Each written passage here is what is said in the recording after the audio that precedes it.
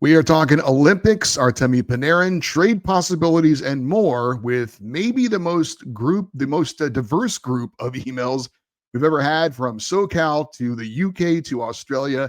That's coming up on this fan feedback edition of Locked On LA Kings.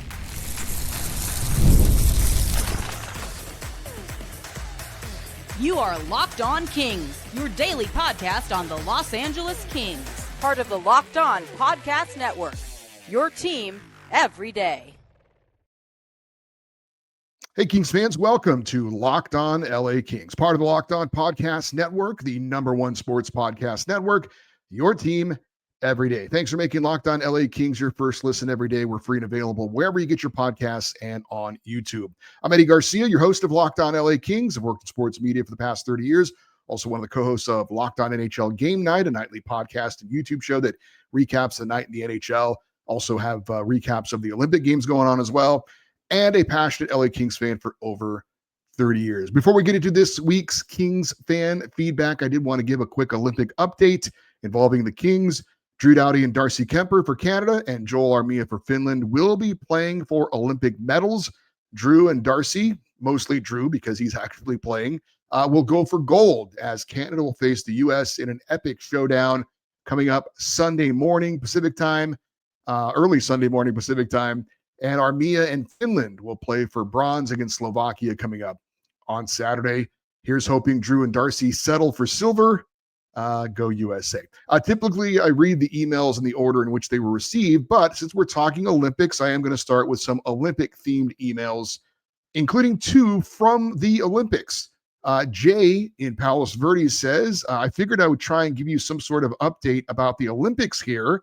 The arena is really nice and very beautiful. It's way smaller, but the seats have a very steep angle. So if you're sitting in row 8, you have a really good high seat above the glass. There's a huge gap between the seats and the glass in this arena. There are no glass seats.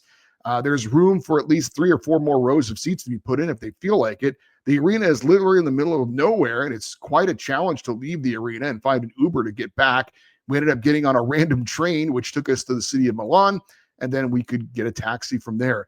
The games were a lot of fun. The German fans were singing and chanting most of the game, and they, of course, whistled loudly when anything went against them.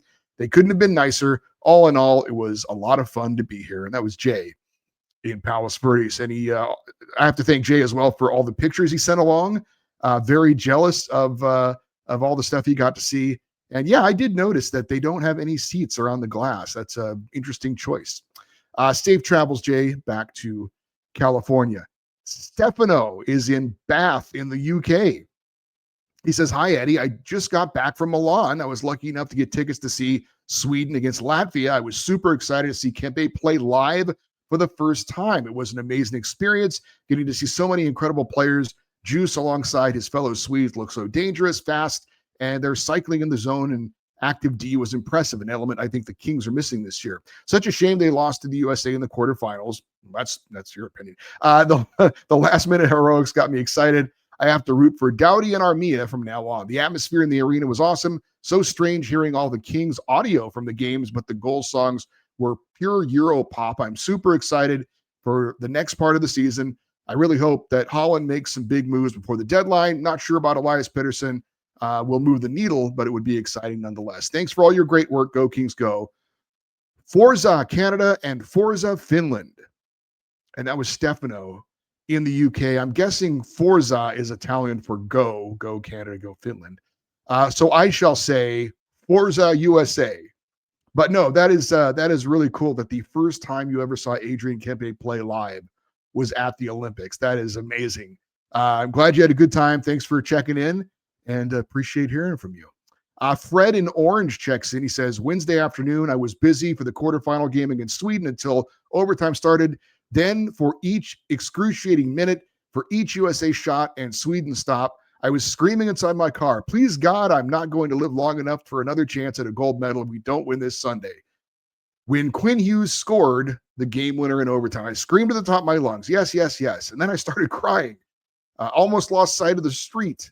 I call Quinn Hughes' goal our Tyus Edney moment. I'll let you elaborate. UCLA against Missouri, 1995.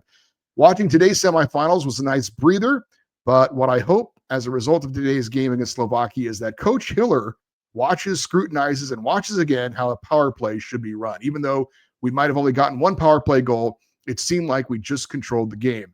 The way the American defense was playing, Sullivan could have played 3 blue liners and 2 forwards.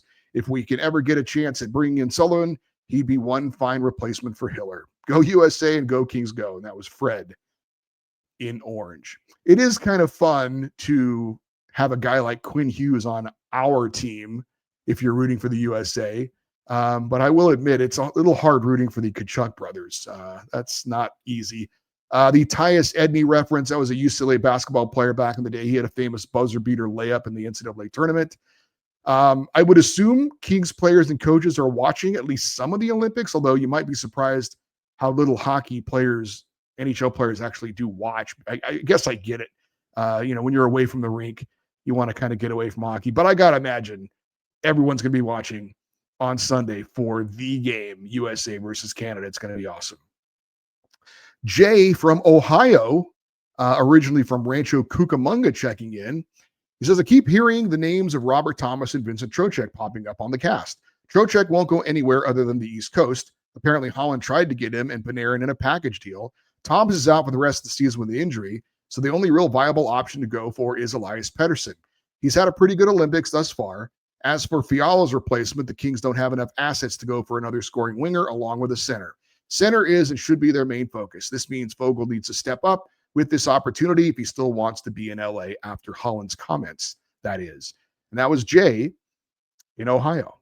Well, Jay, a quick search of the internet actually found that Robert Thomas is recovering from a minor procedure on his right leg. It was performed in late January.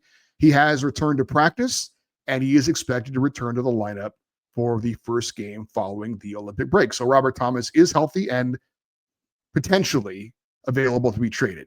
As for Vincent Trocheck, I also read the reports that Ken Holland tried to get him along with Panarin.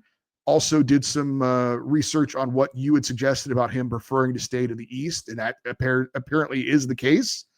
And he does have a 12-team no-trade list.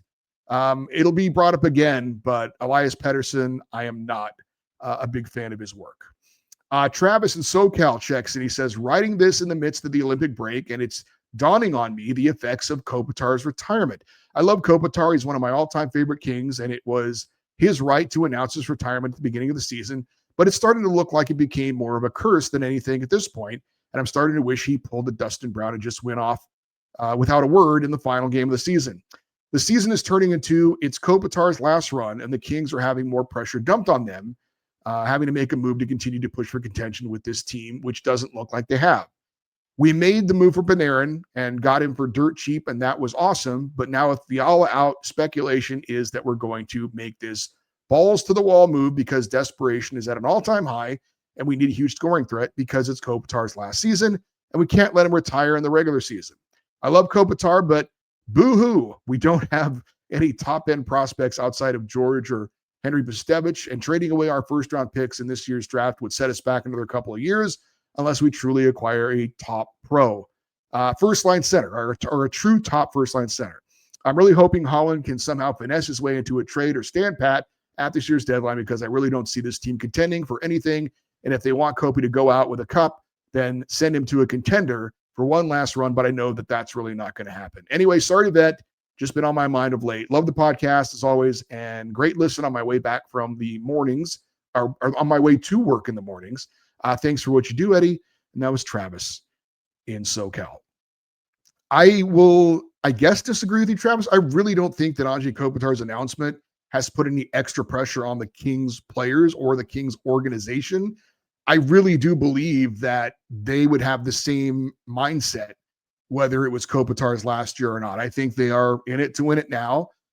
I would certainly think that there is some motivation to send Anze Kopitar out on top. I think that would come more from the players than the organization. But, you know, the Kings as an organization want to make the playoffs. They want to have some success in the postseason because they obviously haven't had it in a long time. And I think they would want it whether it was Kopitar's final season or not. I'm a little bit surprised that there has been more of a win it for Kopi mentality from the players, but maybe that will start to happen now that we're coming back from the break and we're in the final couple of months of the season here very soon. We'll see. If the Kings can get the right player, which would mean to me a top 6 center, I think they are going to go for it. Other than trading Brant Clark or probably Quinton Byfield, I think a lot of options are on the table for that to happen. We are going to get into some more trade talk and trade possibilities. We'll do that next year on Locked On LA Kings, your team every day. Ever wanted to experience the NBA Finals live and in person? FanDuel is giving you the chance to turn that dream into a reality with their NBA sweepstakes. Here's how it works. You use your profit boost on any NBA future, and you'll automatically be entered for a shot to win an NBA Finals trip for 2. That's right. Flights, tickets, the whole experience. And if you're already looking at the board and thinking about which teams can make a deep run, this is the perfect time to lock that in. I love futures bets this time of year, whether it's picking a team to win the championship or grabbing a conference title. It adds that extra layer of excitement to every game down the stretch. And now, not only can you pick cash, but you can also pick a trip to the NBA Finals. Visit FanDuel.com to get started. Use your profit boost on an NBA future and get entered for your chance to win a trip to the NBA Finals. Play your game with FanDuel, the official sports betting partner of the NBA. All right, our next email comes from Lorraine. She is in Pennsylvania, and she says, love the show. Just started getting into my podcast listening after a month ago, and I really do appreciate listening to your show. As someone who lives in Pennsylvania, it's hard to watch some Kings games. In your opinion, who are the top 5 centers the Kings can get, since, in my opinion, that is the position we need the most help with, especially with Kopitar leaving? Pretty upsetting with Fiala's injury, as I'm going to the Islanders-Kings game coming up on March the 13th. I bought as soon as Kopitar announced his retirement for the last time to see Kopitar in person, but excited to see Panarin as my husband is a Rangers fan. LOL. And that was from Lorraine in Pennsylvania. All right, top 5 available centers. So we're talking about players on teams that are clearly looking to sell. I think Robert Thomas of the St. Louis Blues would be on there. He's only 26 and he's signed for several more years. I think his asking price, or the Blues asking price for him, will be extremely high. More realistic, probably Nazem Kadri of the Calgary Flames. We've talked about Elias Pettersson of the Vancouver Canucks. If they fall out of contention, Ryan O'Reilly of the Nashville Predators, I think, would be a great pickup. And if Trocheck is not available, Vincent Trocheck, then maybe Charlie Coyle of the Columbus Blue Jackets. That would be my top 5 as far as realistic centers that could be available for the LA Kings. I may be leaving somebody out there, but that's kind of the list off the top of my head. This comes from Forrest, and he is originally from Torrance and now in Prescott, Arizona. And he says, first-time email, everyday listener. Thank you, Forrest. Just wanted to share some thoughts regarding the final stretch of the season. The Artemi Panarin trade was a massive statement, but I'm not convinced he's going to be the magic bullet that instantly fixes this roster. I was at the Vegas game on February 5th, and I couldn't help but notice that the Kings' defense identity is evaporating. Historically, the Kings have survived because it was impossible to play against them. Now they're hanging whoever's in net out to dry every night. I'm still scratching my head over the Dumoulin and Ceci signings. I have to wonder what Ken Holland was thinking there. We've traded shutdown reliability for inconsistency. With Kevin Fiala now officially out for the regular season, I know the temptation is to hunt for another top 6 winger, but they need a bottom 4 D-man first. If they are truly going full send this year, they need to check the temperature on Gavrikov. He's clearly displeased with how the season has gone in New York, and he knows our system. If not him, why not go after Jamie Alexiak or even Logan Stanley? We need size and a mean streak back in our bottom 4. I know we have to give to get. Maybe the likes of Fogle, Turcotte, Moore, and a pick. That's all. Excuse me. And I think the Kings should be considering. That's all I think the Kings should be considering moving. Acquiring Panarin tells me that they want to make a playoff push now, but without a better D-core, the Kings are just going to be losing in the first round 6-5 instead of 3-2. Would love to get your take on this. Go Kings, go. And that was Forrest in Arizona. Well, I'll be honest, Forrest, I'm not even thinking about anything happening on the back end because Ken Holland has pretty much said they're not looking to do anything to upgrade defensively. You're not the first person to bring up that suggestion, but I don't think it's even being considered at all. The Kings are in the belief that they need offense. They need a top 6 forward. They've been top 5 in average goals allowed per game most of the year defensively. They're 6th as it stands right now. So I think Ken Holland is fine with the defense. And as far as what he was thinking when he got Dumoulin and Ceci, he was adding size and veteran experience for the playoffs. That's what he believes would be that little push to get the Kings over the top, or part of it. Scott in Melbourne, Australia, checking in. He says, loved seeing the boys, the preseason game they played here a few years back. He says, I have been a mostly everydayer for at least a few years now, and I feel like now is the perfect time to participate in the conversation. I feel like what's been happening leading up to the trade deadline is going to shape the Kings for the foreseeable future. I was firmly in the blow it up and rebuild camp, given how the season was progressing. I just saw more negatives than positives, and so was of the opinion that it's the direction we needed to head. Acquiring Panarin, and for what we gave up, completely changed my perspective. That shifts us into a win-now mentality, which is fine, but that means we need at least one more big piece to have a shot, in my opinion. At least that's what I thought before Fiala went down. Now we're 2 away. I thought we definitely need a center. That's our biggest focus.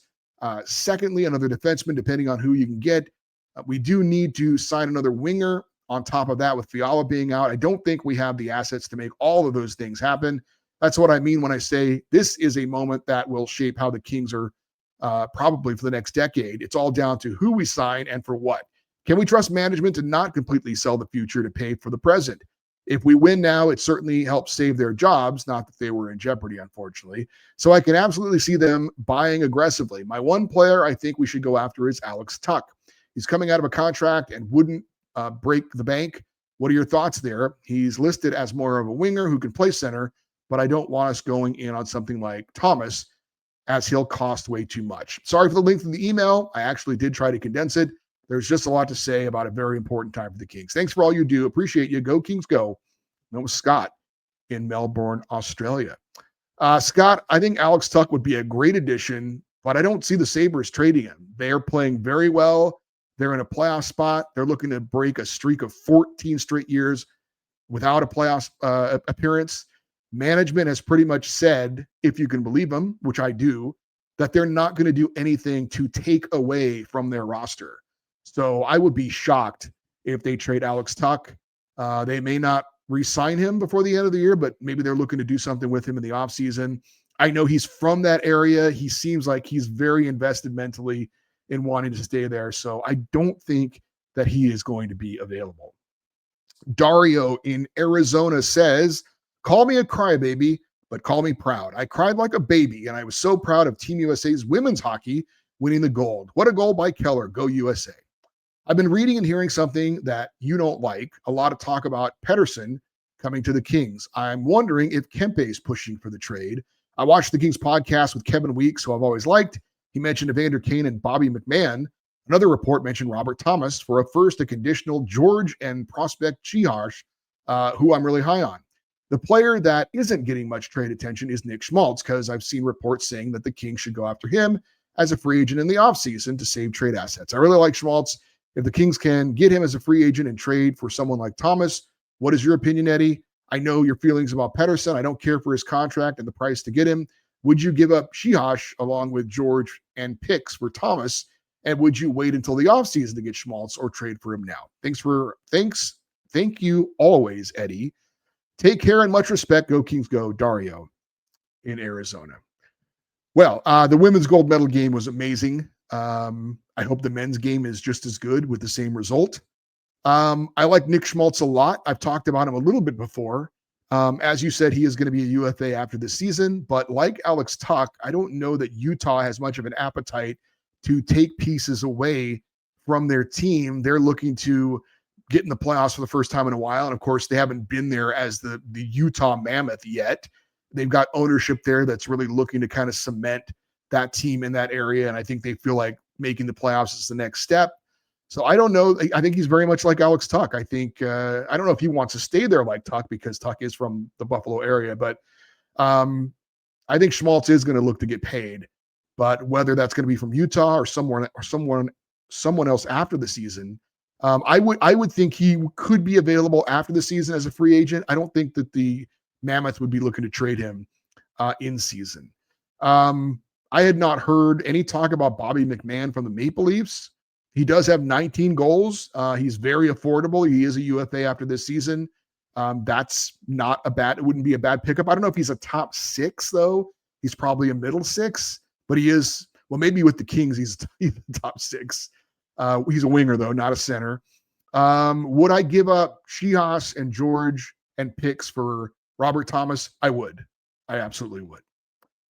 We have a question on Quinton Byfield moving to the wing. We'll get into that next here on Locked On LA Kings, your team every day.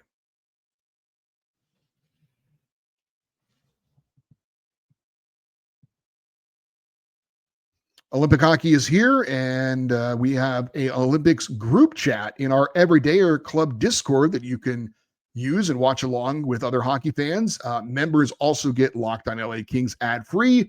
If you're interested in that, go to lockedonlakings.supercast.com or tap the link in the show notes. Brian number 1 in Huntington Beach checking in. He says, with the trade freeze coming to an end, I've been hearing growing rumors of the Kings going after 2 Canucks, Evander Kane and Elias Pettersson. Initially, I was opposed to both these players joining the Kings, but perhaps Kane's attitude and grit are what the team needs. And with Kopitar retiring and Byfield moving to wing, who knows how long, maybe Pettersson would be a good fit as well. At this point of the season, do you think these 2 would be effective additions to the lineup? And who would the Kings need to send the other way? Lastly, do you think moving a younger player like Byfield back and forth from wing to center hurts his development? Thanks for another great week of shows. Go USA. And that was Brian number 1 in Huntington Beach. I guess in the end, kind of like the Panarin deal, it always is going to depend on what the Kings have to give up. I've said many times I'm not a big Elias Pettersson fan. I'm not saying he isn't talented. I think he's a real good player on a really good team. You put him on the Avalanche or the Lightning, he'd be a great asset for them. But if you put him on a team where he's expected to carry a big chunk of the load, I don't believe in him. He just doesn't have that. He's a great supporting cast member. He's not a star player. He's not a guy that is the face of the franchise or anything like that to me. And the Canucks, I think, have a lot of buyer's remorse on signing him to a big contract. So I don't like his contract. I don't like his game. As far as being, like I said, a key piece, I don't think so. Evander Kane, I'm not a big fan of his either. Yeah, you could get him for pretty much nothing. But what is he going to add? We've already got a ton of wingers. I wouldn't want to, I just don't think he adds much, really. He's a kind of gritty, but I don't know that the Kings really need that. I think they need some people to put the puck in the net. As far as Byfield having his development affected by moving back and forth from wing to center, I mean, look, if he goes to wing and suddenly he turns it on, maybe the Kings have to face the reality that he's a winger and not a center. I don't know. We'll see. If that's the case, then they've actually helped his development by turning him into a better NHL player. But I know ultimately they'd love to have him at center. But and it's probably not great to move him back and forth, but I understand why at this point. I think in the short term, this is more about his game now, helping the Kings now. And there's still time as far as moving him back to center or wherever they're going to use him in the future. Ed in Brea checks in. He says, glad that Doughty and Kemper and Armia are competing for medals. Since I have been right on my guarantees, the Fiala injury shows and proves destiny is sadly against the Kings. Even with the bread man on the team, it will not do much because we do not have the right coach to win. Hiller looks clueless and has no spine to motivate his challenges and challenge his team. Geez, even you, Eddie Garcia, could coach and motivate this team better if we lived in a fantasy world. Your doctor episode was cool, and he is right. HIPAA laws protect patients' privacy about their health, and that was Ed in Brea. Ed also provided the answers to his trivia question from last week. You might remember he asked, who were the 4 LA Kings other than Rob Blake that went to the 1998 Olympics? I think that was Nagano. I only got one right, Matthias Nordstrom. The others were Joseph Stumple, Aki Berg, oh God, great name from the past, and Vladimir Siplikov. So I did not do well in my guesses. I only got one right. And as far as your guarantees being right on, Ed, you picked Czechia to beat Canada. I know it was a close game, but they didn't win. And you picking the U.S. women to win gold was not exactly the most bold pick in the world either. So Ed has picked the USA to win gold. So I hope you're right. And I would not be a good coach for the LA Kings. Believe me, I might show more passion than Jim Miller, but I would be a terrible, terrible choice. Ed and Brea is not our final email of the week. That honor goes to Don from the San Fernando Valley, as he is checking in with an Ontario Reign fan report, giving us some more detail on the Ontario Reign as he watches all of their games and volunteered to be our fan correspondent, and we thank him for all of his hard work. So Don says, 1 out of 3 we'll have to do, as the Reign played 3 straight games against the Abbotsford Canucks. Saturday and Monday's game were both in Abbotsford, and the home crowd was surely pleased with the results. In the first game, Eric Portillo, who stopped 11 out of 13 shots, was outplayed by the outstanding performance from Abbotsford goalie Nikita Tolopolo, who stopped 31 of 32 shots in a 2-1 win. Neither of the 2 goals Portillo allowed was soft, but unfortunately he needed to make just one more big save to get the Reign at least a point and couldn't do it. The Reign played well defensively, but were overshadowed by Tolopolo's play. Cole Gutman had the Kings' lone goal, his 18th of the year. Monday's game had the Reign tied with Abbotsford 2-2 in the second period, but the Reign sagged badly in the third. They gave up 3 goals and lost 5-3. The loss was more due to defensive breakdowns by the Reign than soft goals let in by Phoenix Copley. Atu Yemsen had 2 goals, numbers 11 and 12 on the season. Glenn Gaudin got his 11th as well. Wednesday's game in Ontario had a better outcome for the Reign, as Eric Portillo was excellent, stopped 22 out of 24 shots, including some very tough ones. Neither of the 2 goals Portillo allowed looked stoppable, in my opinion. Ontario led 3-1 after 2 periods, never gave up the lead. Nikita Alexandrov got his 11th, Jack Millar his first, Otto Salinas third, and Francesco Pinelli's 8th into an empty net sealed the 4-2 victory. Speed merchant Jared Wright has been increasing his offensive totals lately. He had 2 assists in the game. He now has 12 goals and 13 assists in 25 points in 50 games. Kenny Connors ended his pointless streak in Saturday's game with an assist and added another helper Wednesday. Connors now has 9 goals, 17 assists for 26 points in 47 games. Andre Lee is pointless in his last 7 games, but he continues his steady defensive and physical play. He set up teammates repeatedly for great chances they've unfortunately missed on. Lee has also missed on a few of his own chances lately. He's also been stopped by some great saves. He's currently a +5. Jared Wright seems to be having another growth spurt in his game right now. Not only is he up scoring lately, but his plus-minus continues to rise dramatically. Wright now leads the Reign by a large amount as a +21. Second at plus-minus is Kenny Connors at +11.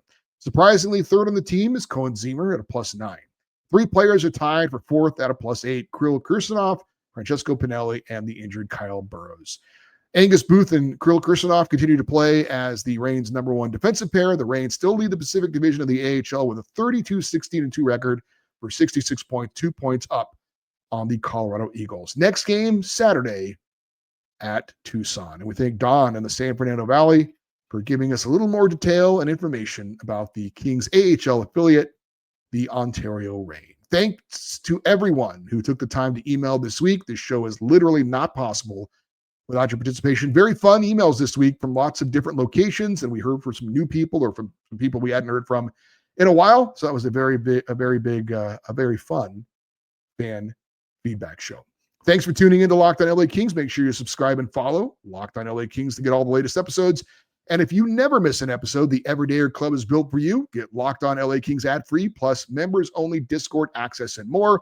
Head to lockedonlakings.supercast.com to join the club. And for those of you on video, we send you the first ever 24/7 National Locked On Podcast Network YouTube channel. And on audio, make sure that we are your second listen is NHL Game Night, who I'm a part of that show as well. All right, if you want to get an email in for a future feedback show or for any other reason, the email address is lockedoneddie@gmail.com, EDDIE. We always welcome your comments if you're watching on YouTube in the comment section. And we would love you to stay interactive with the show on social media, X, Twitter, Instagram, TikTok. We're at Locked On LA Kings. I'm Eddie Garcia. Thank you for listening and watching Locked On LA Kings, part of the Locked On Podcast Network, the #1 sports podcast network, your team every day. Have a great rest of your day. We'll talk to you next time. And as always, go Kings, go, and go USA.